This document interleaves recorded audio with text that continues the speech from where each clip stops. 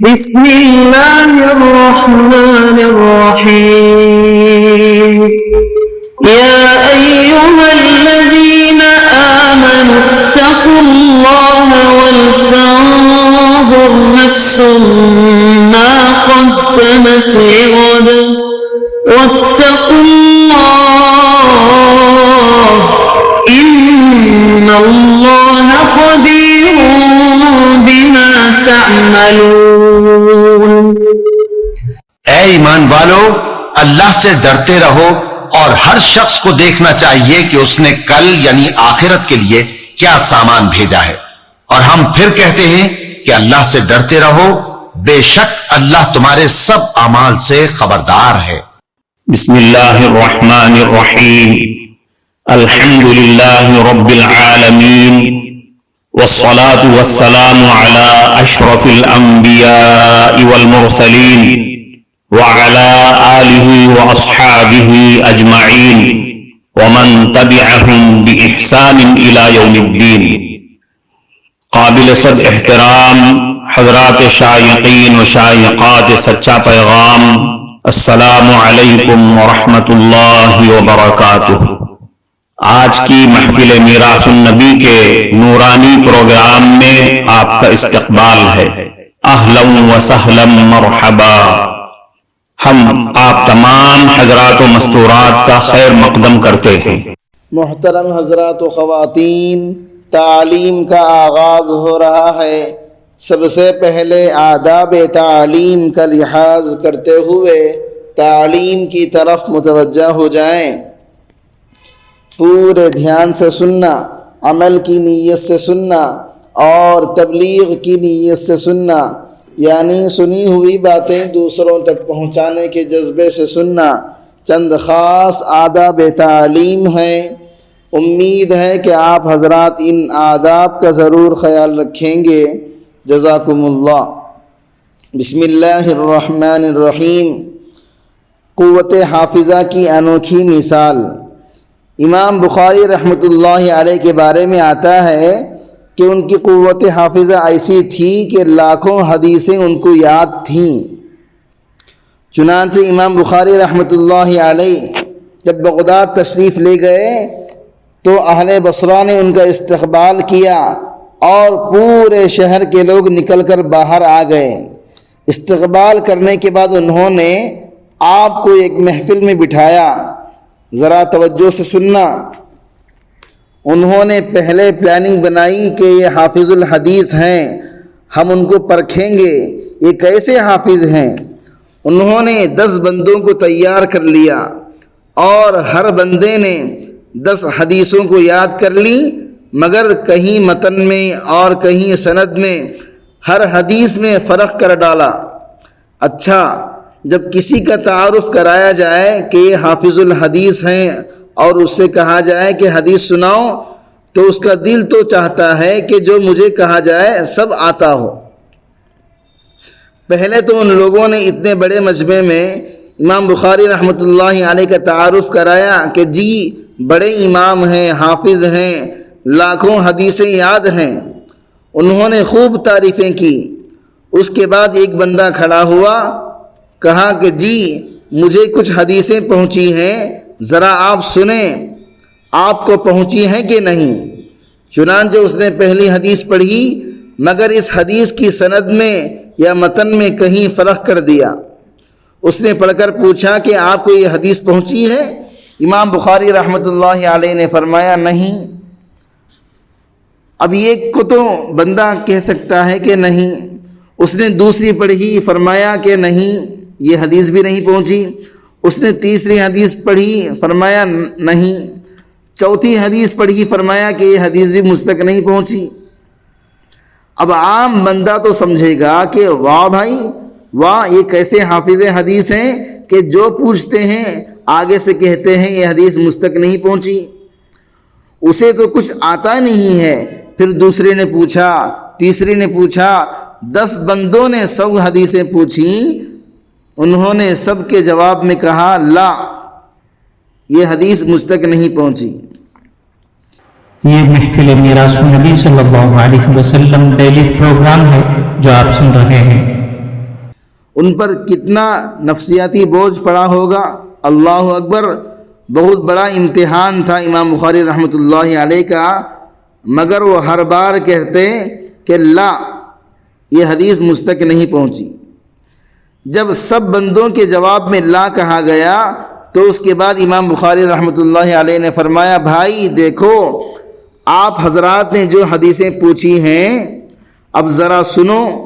امام بخاری رحمۃ اللہ علیہ نے پہلی حدیث پڑھی جو اس بندے نے غلط متن یا غلط سند کے ساتھ پڑھی تھی، اور پھر فرمایا اس بندے نے اس حدیث میں یہ غلطی کی ہے.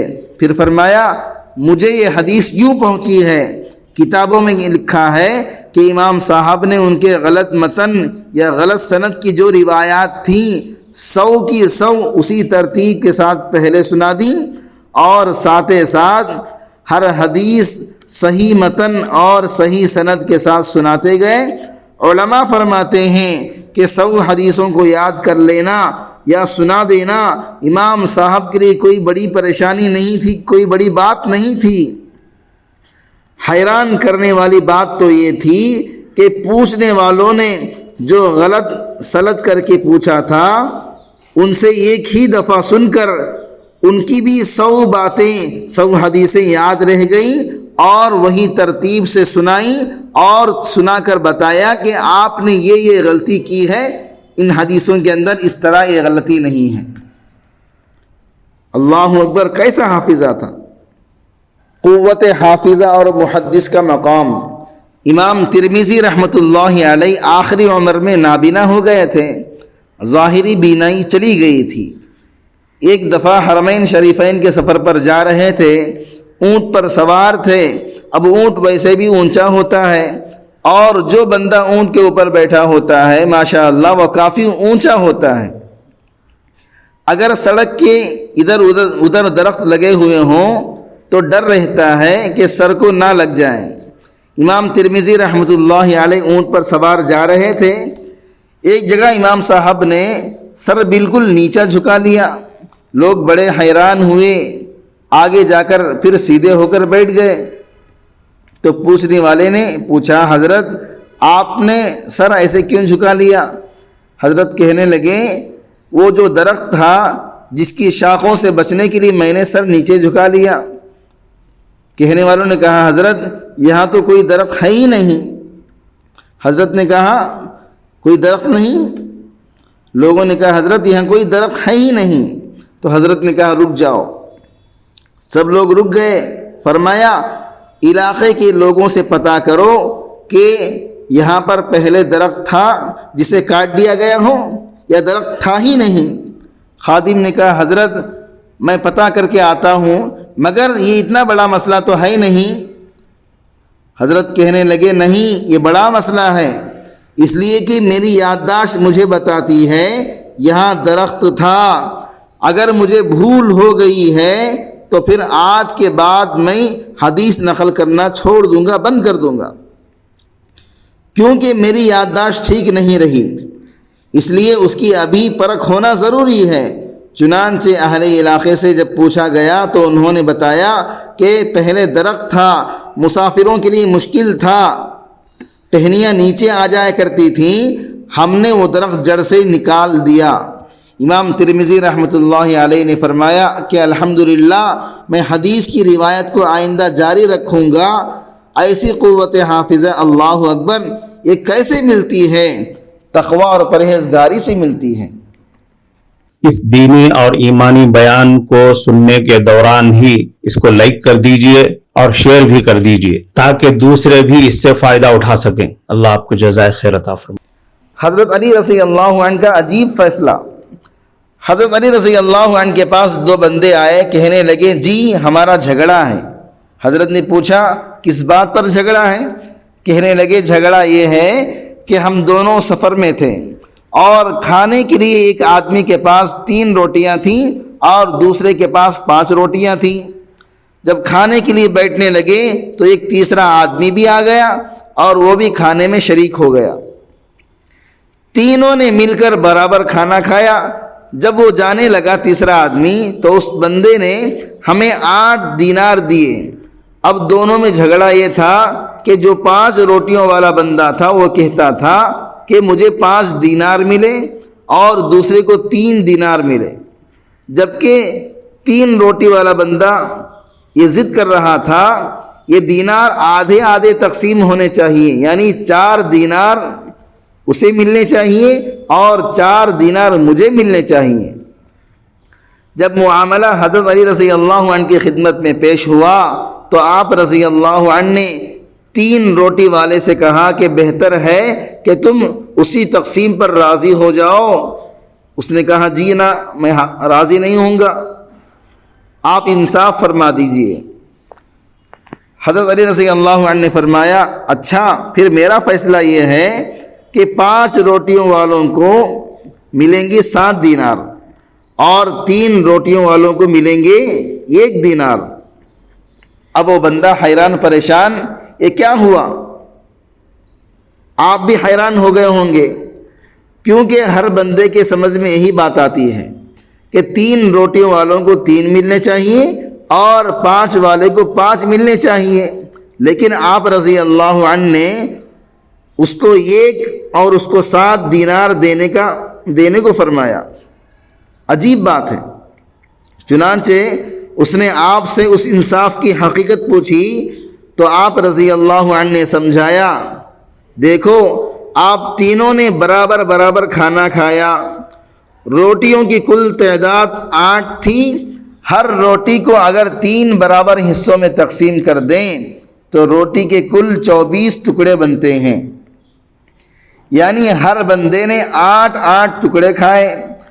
جس بندے کی 3 روٹیاں تھیں اس کی روٹیوں کے کل ٹکڑے 9 بنے، گویا اس نے 9 میں سے 8 ٹکڑے تو خود کھا لیے، جبکہ 1 ٹکڑا مہمان کے حصے میں آیا۔ جبکہ جس کی 5 روٹیاں تھیں اس کے کل ٹکڑے بنے 15، جس میں سے 8 تو اس نے خود کھا لیا اور باقی 7 مہمان کے حصے میں آ گئے۔ لہذا انصاف کا تقاضا یہ ہے کہ 3 روٹیوں والوں کو 1 دینار اور 5 روٹیوں والوں کو 7 دینار رہ جاتے ہیں۔ معزز شائقین و شائقات سچا پیغام، آپ کو اندازہ لگ گیا ہوگا کہ یہ مضمون کتنا اہم ہے اور کس قدر فائدہ مند ہے۔ کم سے کم درجے میں سوشل میڈیا کے ذریعے سے بھی ہم اس کو زیادہ سے زیادہ شیئر کریں گے تو دعوت کے فریضے کی کوششوں میں ہم بھی اپنا کچھ حصہ ڈالنے والے بن سکتے ہیں۔